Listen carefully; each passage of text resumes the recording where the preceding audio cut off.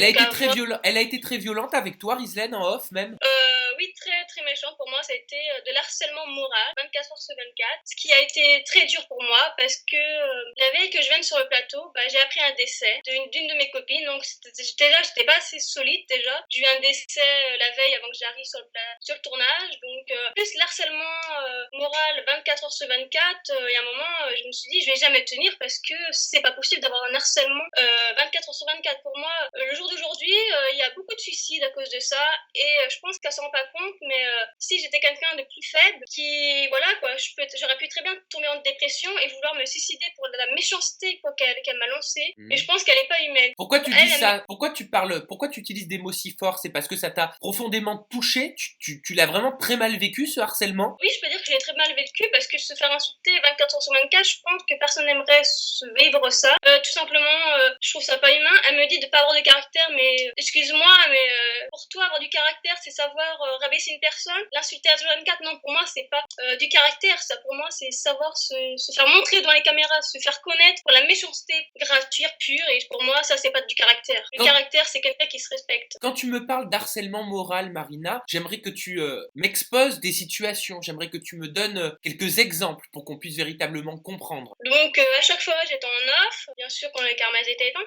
Elle me disait, t'inquiète pas, tu vas pleurer dans quelques minutes. Mon but, c'est de te faire pleurer, de te faire partir. En fait, c'est pas toi la princesse, mais c'est moi. Que déjà, c'est quelque chose de lourd de vouloir faire pleurer quelqu'un. Je pense que c'est pas voilà, quoi, ça, c'est pas possible de faire pleurer quelqu'un. Après, le deuxième exemple, c'est que toujours hors de caméra, bon, moi, j'avais le droit à des insultes, à des critiques, tout ça. Ce que j'avais le droit aussi, c'est d'avoir mis mon lit dehors, sur le balcon. Je sais que pour elle, c'est très intelligent, ce qui n'a pas été vu. À chaque fois, bon, bah, elle a mis toutes les filles à dos contre moi. Donc, dans la villa, pendant une semaine, j'étais seule. La seule personne qui était à mes côtés, c'était Ludivine. Et je la remercie encore au jour d'aujourd'hui. Est-ce qu'il y a eu des moments où tu as craqué, où tu t'es effondré à cause de tout ça? Non, jamais. Pour le moment, ça m'est jamais arrivé, ça. Par contre, je me suis jamais mise à pleurer pour Islette. Parce que, voilà, je suis quelqu'un qui prend beaucoup sur moi. Mais à la force de m'énerver, bah, je garde tout en moi. Et puis, le jour que j'explose, je vais exploser, quoi. Je suis pas quelqu'un qui va montrer d'être violente, qui va partir dans un clash. Parce que si je commence à l'insulter, on va jamais finir en groupe. Bien sûr. Les embrouilles. Bien sûr, mais tu en as souffert de cette solitude? Tu en as souffert de cette situation pendant le tournage? Mais la première semaine, oui, ça a été très dur. J'ai même demandé plusieurs fois, à plusieurs reprises, de partir parce que je pouvais pas rester comme ça. Pour moi, c'était pas normal. J'en avais parlé au producteur. Non, j'aimerais partir.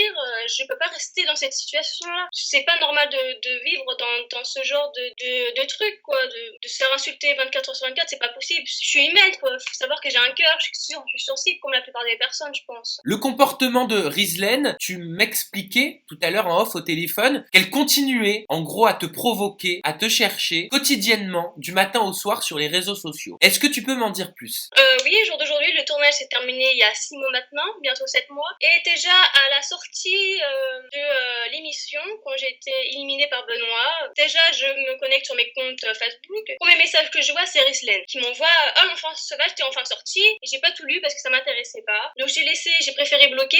La production m'a proposé de la bloquer, donc je l'ai bloquée comme ils m'ont dit. Et puis au jour d'aujourd'hui, j'ai droit à des insultes sur Twitter, elle fait des vidéos apparemment sur moi sur Snapchat, plein d'insultes, juste parce qu'elle attend que je réponde et que voilà, pour elle, elle serait tellement fière que je lui réponde pour qu'après elle me rabaisse, qu'elle continue à m'insulter. Alors que moi, au jour d'aujourd'hui, je l'ignore parce que c'est une fille qu'il faut qu'elle l'ignorance. Elle devrait même pas exister dans ce monde-là. Comment tu vis tout cet acharnement contre toi, même hors tournage? Comment je le vis? Bah, c'est bien parce que au jour d'aujourd'hui, j'ai ma vie, j'ai un travail, j'ai ma famille qui est derrière moi, mes amis, et je pense que c'est le plus important à mes yeux. Est-ce que tu envisages de porter plainte contre Rislaine ou d'aller plus loin si ça continue? Bah, si avec le temps, quand je vois encore qu'elle s'amuse à m'insulter sur les réseaux sociaux, à me refaire de l'harcèlement, je pense qu'il faudrait que je reprenne une bonne décision et je pense bien porter plainte contre elle si elle continue encore cet harcèlement vers moi. Parce que c'est pas normal de laisser ce genre de choses continuer pendant bien presque un an, c'est pas possible. Ah oui, quand même. Et pourquoi est-ce que tu déciderais comme ça de prendre cette décision de porter plainte? C'est lourd quand même de porter plainte contre quelqu'un.